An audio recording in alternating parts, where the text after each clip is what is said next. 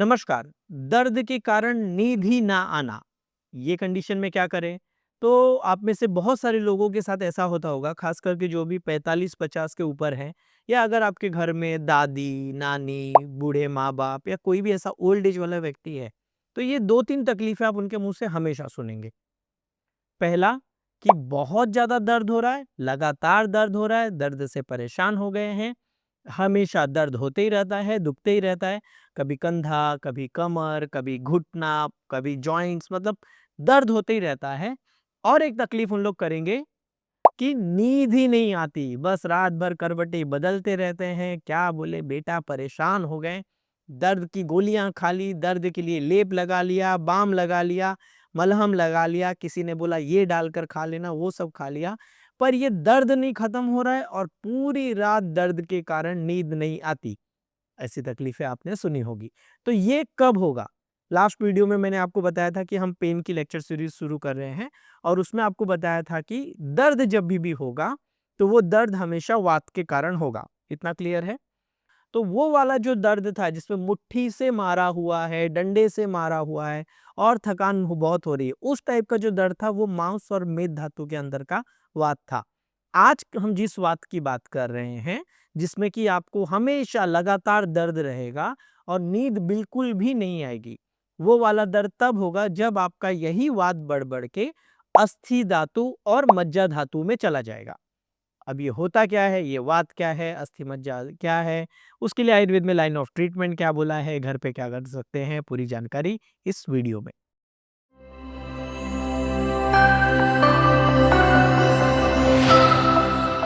नमस्कार, स्वागत है आप सभी का मिश्र वेदा में। मेरा नाम है डॉक्टर अरुण मिश्रा और आज हम बात कर रहे हैं ऐसे कंडीशन के बारे में जिसमें कि आपको दर्द होगा, कंटिन्यू लगातार दर्द बना हुआ रहेगा और उस दर्द के कारण आपको नींद भी नहीं आएगी। तो 2 कंडीशन एक साथ देखने मिलेगी। एक, नींद बिल्कुल भी नहीं आ रही है, कंटिन्यू पूरी रात बस करवट यहाँ से वहाँ बदल रहे हैं, कभी यहाँ पे कुछ लगा रहे हैं, कभी वहाँ पे पट्टी बाँध रहे हैं, कुछ ना कुछ मतलब करते जा रहे हैं और नींद का नामो-निशान नहीं है।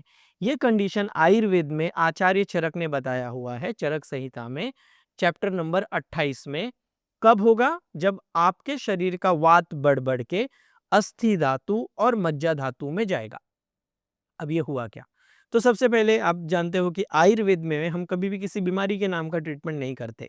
हम किसका इलाज करते हैं? दोषों का। कौन से दोष? वात दोष, पित्त दोष, कफ दोष, ठीक? तो इसमें से जो दर्द करने की कैपेसिटी है, दर्द लाने की जो ताकत है, वो कौन से दोष में है?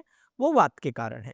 या तो ये वात बहुत बढ़ जाएगा तब आपको दर्द होगा, या ये वात बहुत बॉडी में ब्लॉक हो जाएगा तब दर्द होगा। बस ये 2 ही कारणों से दर्द हो सकता है।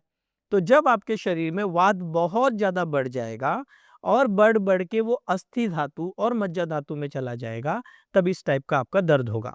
अब ये अस्थि मज्जा धातु क्या है? तो सिंपल सी बात है, आप खाना खाते हो, खाना खाने के बाद वो खाना डाइजेस्ट होके आपके शरीर में 7 धातुएँ बनती हैं, ठीक? जिसको कि टिश्यूज़ बोलते हैं मॉडर्न साइंस में बहुत बार। तो वो धातु क्या है? रस धातु, रक्त धातु, मांस धातु, मेद धातु, अस्थि धातु, मज्जा धातु, शुक्र धातु, ऐसे करके 7 धातुएँ हैं। तो ये जो अस्थि मतलब हड्डियाँ जिससे हम कंपेयर करते हैं, और मज्जा मतलब बोन मैरो मतलब हड्डी के अंदर का जो चिकनापन होता है, उसको मज्जा हम आयुर्वेद में बोलते हैं। तो जब वात बढ़ के अस्थि में चला गया और मज्जा में चला गया तो इस टाइप का पेन होगा।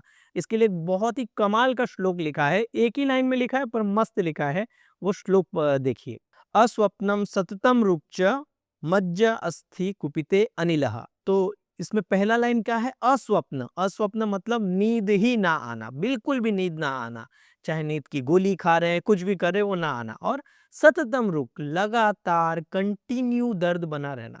ऐसा नहीं कि भाई सुबह दर्द हुआ था, शाम को कम हो गया, या फिर शाम को दर्द हो रहा था, जब नींद ले ली तो आराम मिल गया। नहीं, लगातार कंटिन्यू बस दर्द हो ही रहा है। तो जो भी आप बूढ़े लोगों को देखते हैं 50-60 के ऊपर में, कि हमेशा कुछ ना कुछ कंप्लेंट करते कि अरे बहुत पिराता, बहुत दुख रहा है, खूब त्रास हो, तो ऐसे करके जो भी बोलते रहते हैं कि उनका दर्द ही नहीं जा रहा। आपको लगेगा कि यार इनको मैंने इतनी गोलियां खिला दी, तेल दे दिया, आसव अरिष्ट चूर्ण उरण सब खिला दिया, इनका दर्द क्यों नहीं जा रहा? वो वाला दर्द रहेगा अस्थि मज्जागत वात के कारण।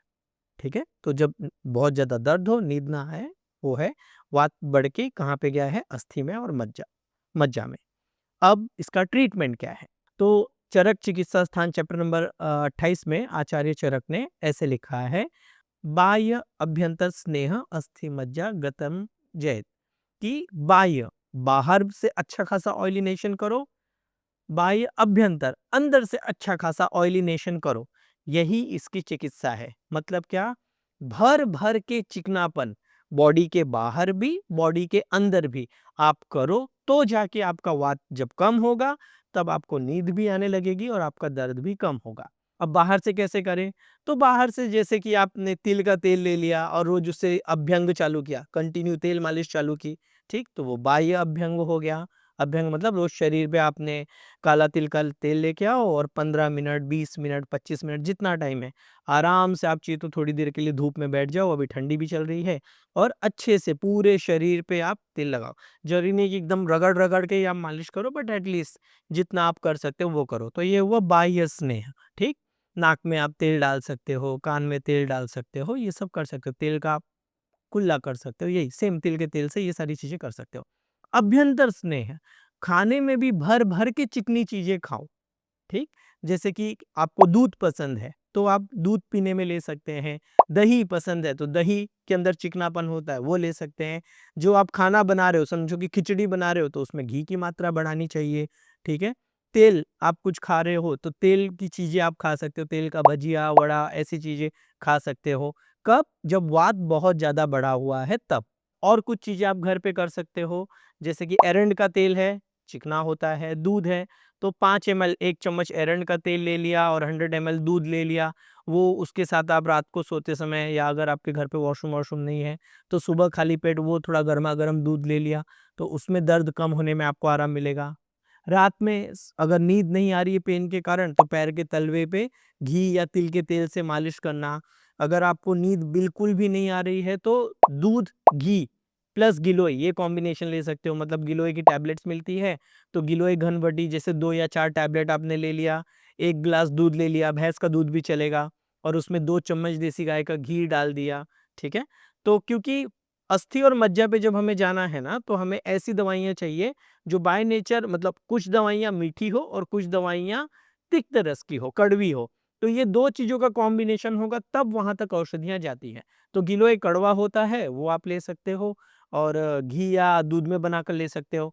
आपके घर पे करेला पड़ा हुआ है तो करेले की सब्जी को घी में बनाकर आप खाने के लिए, परवल की सब्जी को घी में बनाकर खाने के लिए, ये सारी चीजें कर सकते हो।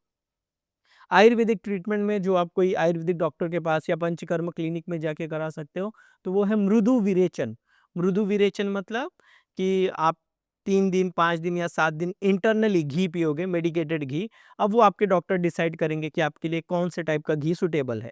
तो जो भी औषधि वाला घी है, चाहे वो कल्याण घृत हो, महाकल्याण घृत हो, महास्नेह हो, ठीक, तो ऐसे करके जो भी महारासना आदि घृत, अमृता घृत, जो भी आपके डॉक्टर मतलब आपके लिए डिसाइड करें, 100 से ज़्यादा आपको घी घृत मिल जाएँगे, तो वो घृत मतलब घी पीना है 5 दिन 7 दिन, और उसके बाद फिर आपको मालिश करके मोशन, मृदु विरेचन, तो मतलब 10 से 12 या 15 बार तक मोशन कराना, एक ये। और विरेचन हो जाने के बाद कंटिन्यू बस्ती करना। बस्ती मतलब जहाँ से पेट साफ होता है वहाँ से तेल, काढ़ा ये सब का मेडिकेटेड एनिमा लेना। कितने दिन लेना? सालों साल, 1-2 दिन नहीं, सालों साल। हमारे पास जैसे कि 1200 से ज़्यादा पेशेंट हैं जो रोज घर पे बस्ती करते हैं, रोज। क्यों? क्योंकि अगर आपकी ये कंडीशन हो गई है कि वात बढ़-बढ़ के अस्थि मज्जा तक चला गया है, तो कोई भी बीमारी जब अस्थि और मज्जा पे चली जाती है तो एक टाइप से वो थोड़ा इनक्योरेबल वाली कंडीशन में जाने लग जाती है कि अब यहाँ से कुछ बहुत ज़्यादा नहीं हो सकता, ठीक?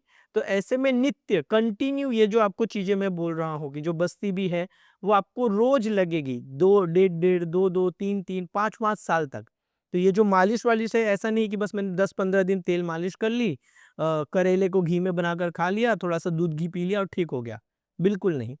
वात अगर बढ़ के इतना डीपर धातुओं तक गया है, तो उतनी ज़्यादा आपको मेहनत करनी पड़ेगी। और आप में से अगर किसी की फाइनेंशियल कंडीशन ठीक है, तो आप भस्म में जैसे कि रजत भस्म है, वो नींद के लिए ले सकते हैं। अभ्रक भस्म है, वो नींद पे बहुत अच्छा काम करती है। और अच्छी कंडीशन है तो स्वर्ण भस्म जो है, वो भी सभी के सभी धातुओं को नरिश करता है, वात को कम करता है। ताप्यादि लोह जैसी दवाइयाँ जो है, वो 2-2 गोली रात में ले सकते हैं। आसव अरिष्ट अगर आप पीते हैं, तो अश्वगंधा अरिष्ट रात को सोते समय 20 ml या फिर सारस्वता-रिष्ट 20 ml, इनमें से कोई भी ले सकते हैं। अब ये हर एक का खिचड़ी मत कर देना कि दूध भी पी लिया और अश्वगंधा-रिष्ट भी पी लिया।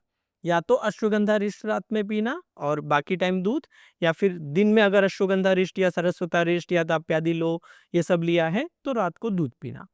तो नींद ना आना प्लस कंटिन्यू लगातार पेन बना रहना, ये आयुर्वेद में बोला गया है अस्थि धातु और मज्जा धातु के अंदर जब वात चला जाएगा। सो आई होप कि कुछ आपको आज के दिन नया सीखने मिला होगा। और ऐसे कौन से टाइप का वीडियोस देखना चाहते हैं, आपके सजेशंस आप दे सकते हैं कमेंट करके। क्या नया सीखा वो भी आप बता सकते हैं। तो ऐसे ही कोई और टाइप के पेन के ऊपर हम बात करेंगे नेक्स्ट वीडियो में। तब तक के लिए स्वस्थ रहे, मस्त रहे।